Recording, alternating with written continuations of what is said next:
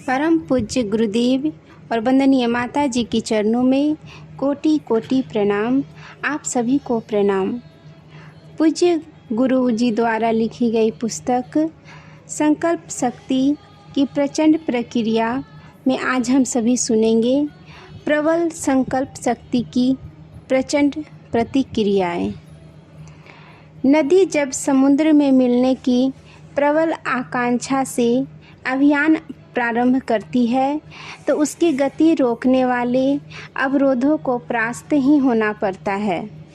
समुद्र से मिलने की प्रबल आकांक्षा आवश्यकतानुसार उसे विरोधी चट्टानों को भी काटने पर विवश करती है, तो भी कभी इधर उधर घूमकर रास्ता निकाल लेने की प्रेरणा देती है। उसकी प्रबल इच्छा उसे अपनी लक्ष्य सिद्धि के लिए कभी टक्कर लेने, कभी निम्न होने, कभी रास्ता बदलने और कभी मंद मंथर हो जाने का ज्ञान देती है। उसका वांछित लक्ष्य सागर से मिलन होता है और वह उसे किसी न किसी प्रकार कर ही लेती है। वह किन्हीं कारणों से हार कर निराश अथवा निरुत्साह होकर गतिहीन नहीं होती, इसलिए कि उसकी इच्छा शक्ति में सच्चाई और प्रबलता होती है। नदी के तरह ही मनुष्य भी अपनी सफलता के लिए मार्ग निकाल ही लेता है। उसकी इच्छा शक्ति दृढ़ और बलवती होती है।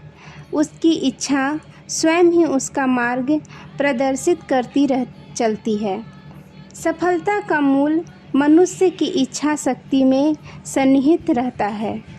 मानवीय शक्तियों में उसकी इच्छा शक्ति सबसे प्रबल और प्रमुख होती है। जिस मनुष्यों की इच्छा शक्ति निर्बल होती है, वे साधन संपन्न होने पर भी कोई उल्लेखनीय सफलता नहीं प्राप्त कर पाते।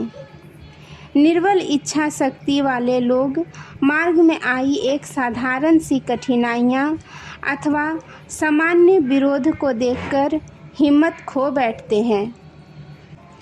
मनुष्य की शारीरिक शक्ति का अपना महत्व है, लेकिन उसकी संचालिका शक्ति इच्छा शक्ति ही होती है। यदि इच्छा शक्ति का अभाव हो जाए तो मनुष्य की शारीरिक शक्ति भी कुंठित हो जाएगी। शरीर पर इच्छा शक्ति का ही शासन होता है। शरीर क्या है?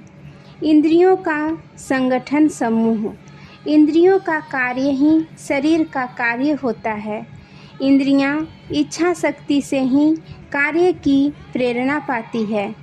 कोई कितना भी आवश्यक काम क्यों ना हो, इंद्रियां सक्षम और प्रस्तुत क्यों ना हो, जब तक इच्छा शक्ति की प्रेरणा ना होगी वे बंधी बैठी रहेगी, किसी काम में हाथ न लगाएगी।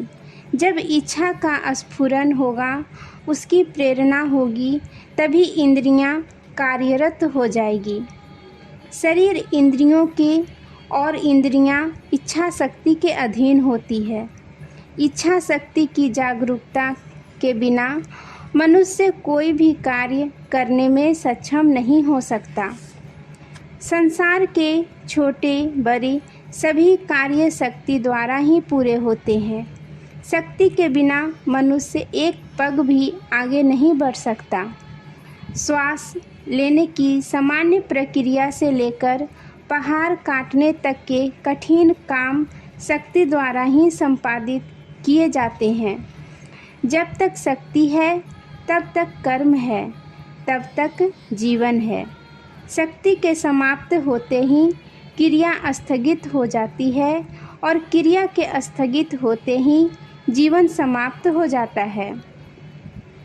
अपाहिज, असाध्य, अकर्मण्य आदि सब जिनकी क्रियाएं स्थगित हो गई होती है, जो किसी मतलब और मशरफ के नहीं रहते, वे एक बार प्राण भले ही ढो रहे हों पर होते मृतक समान ही हैं। मनुष्य की यह वास्तविक शक्ति है क्या? वह वास्तविक शक्ति मनुष्य की इच्छा शक्ति ही है। क्योंकि यही जीवन के चिन्ह कर्म की विधायिका तथा प्रेरिका होती है। जहाँ इच्छा नहीं वहाँ कर्म नहीं, और जहाँ इच्छा है वहाँ कर्मों का होना अनिवार्य है।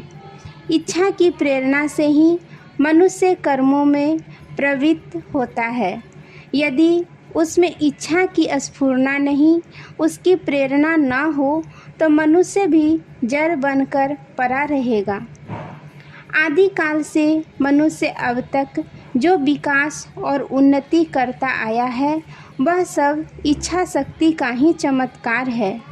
मनुष्य में यदि इच्छा शक्ति की विशेषता न होती तो वह अब तक भी 2 हाथ पैरों वाला वनमानुष बना अन्य पशुओं की तरह ही जीवन बिताता गुफा कंदराओं में पड़ा होता।